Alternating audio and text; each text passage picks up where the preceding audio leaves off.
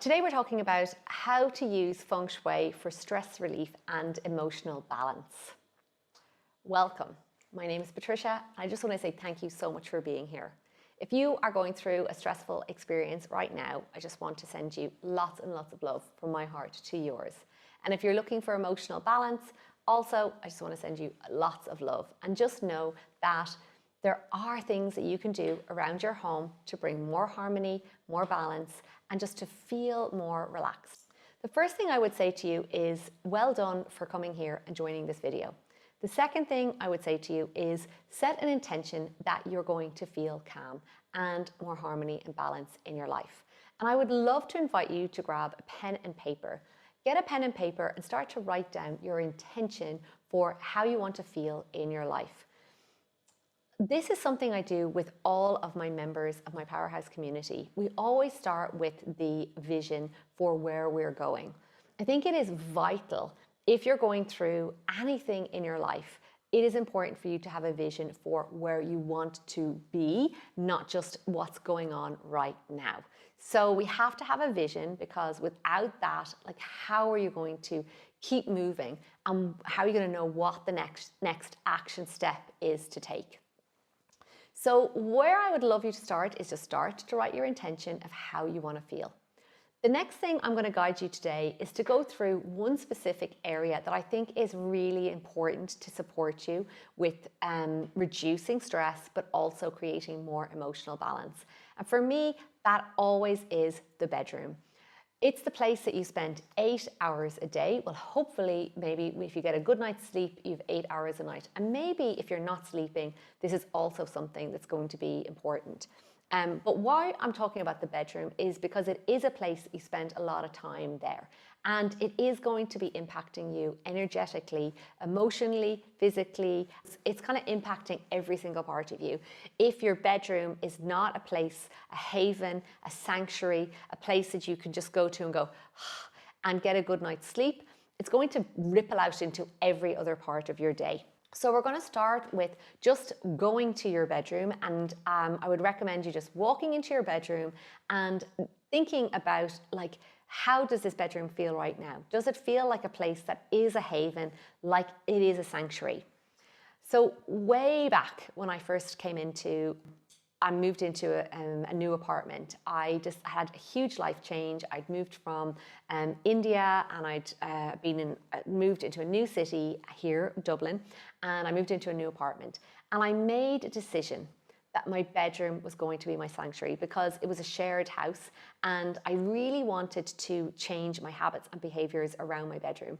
So I set my bedroom up with Feng Shui, and I had a lovely double bed. I had 2 nice bedside tables. I had 2 lamps, because I wanted to call in love. This is one of the things that my intention was, I'm setting up this bedroom to call in love, but I wanted a peaceful sanctuary for me. With that, what I did was I made sure I did a big declutter of that space. So scan your bedroom for anything in that space that does not link or connect with calm, zen, relaxed. And literally what unfolded for me was that my bedroom was so empty. And actually, if you saw our bedroom here in this house with my now husband Ken, so it worked. I did the Feng Shui and it worked. Our room is like so zen. It's very calm colors, it's very neutral, and we've got lovely linen, nice good pillows, and honestly, I cannot reiterate the power of a good pillow. So because you use it like every single night, and again, natural. And I think this is something that's important to bring into your mind when it comes to you want to use sleep with natural fibers, so like cotton sheets.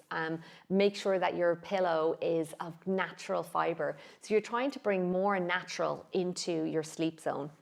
And as you scan that bedroom, looking for anything like artwork, does the artwork feel calming and zen? If not, just take it all away. Like, I remember having clients that had like pictures of like galloping, racing horses over their head at night. Like, that could be creating like undue stress. So the artwork around your bedroom, like for me, I'd be just kind of, if you're in this state that you want to bring more calm into your life, just take a lot of things out. It's like it's actually more subtraction than it is an addition. The next thing under your bed is checking under your bed. If there's things under your bed, it's the undercurrent. It can represent the emotional things that are undealt with, not looked after, not being sorted. So it's kind of like, oh, I'm just pushing all the things under the carpet or under the bed, and you're sleeping on that at night. So get rid of anything that's under the bed. If you have those very fancy cabinets and drawers that pull out, the only thing I would recommend having there would be like duvets or sheets or quilts. And then the next thing I would say to you is then start to go into your wardrobe. Open your wardrobe. If it feels like a lot, just go, okay, does it fit me? Does it spark joy? Is there anything ripped, or is it like in good condition?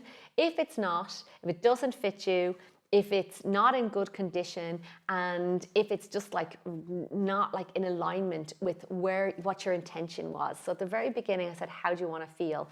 If it's kind of like gives you like, you know, a past life of a job that you hated, or, you know, maybe it's all these suits from a past job, get rid of them.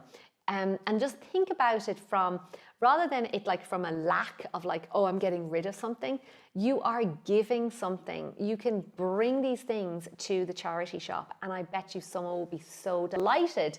You know, for example, if it was old suits from an old job, they're not going to have that emotional story attached to them. They're just going to be so happy to get a new suit and be delighted that they've got some beautiful piece that's going to fit them and they can use for maybe an interview or something. You just never know. So start to make space. And that's something I would really recommend you doing in your bedroom, is make space for new things in your life.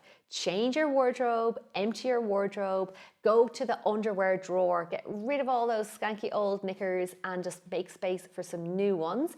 And you can have like, they'll just like feel so new and fresh.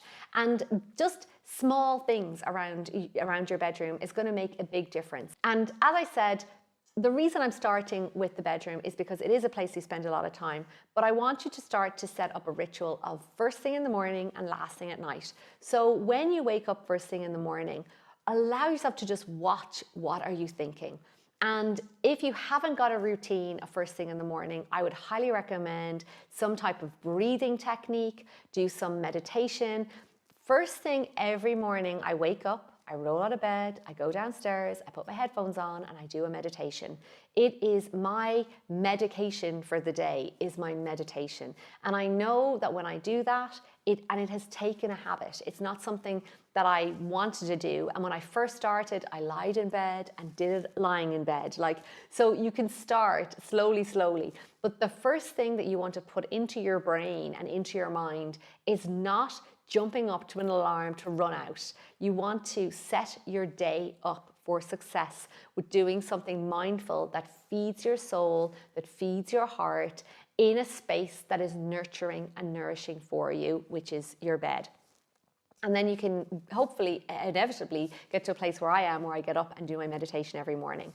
And the same goes at nighttime, setting up a little nighttime routine for yourself. This is going to honestly change your whole life. I have seen some of our Powerhouse members completely transform by embracing my morning and evening meditations, and just setting themselves up for success in the morning time with a good, positive mental attitude for the day, balancing their energy, and then starting into their day. And then at the end of the night, winding down, letting go of the day, and then setting that space. So I hope that this is helpful for you. I would love for you to share in the comments what action step you're going to take. Is there something from today that I've shared that you're really going to be like, okay, I'm going to do that? And I'd love to hear how you get on. As I said, and as you know, on this YouTube channel, I have like hundreds of different videos about all different things and different areas to support you. I think that the first place though for you would be to start your bedroom, and after that then start to think about, well, what other area of your life needs more balance and harmony, and go search for that video, because I have ones on every theme: career, relationships, health, love, finances. They're all available here. So don't forget to like and subscribe.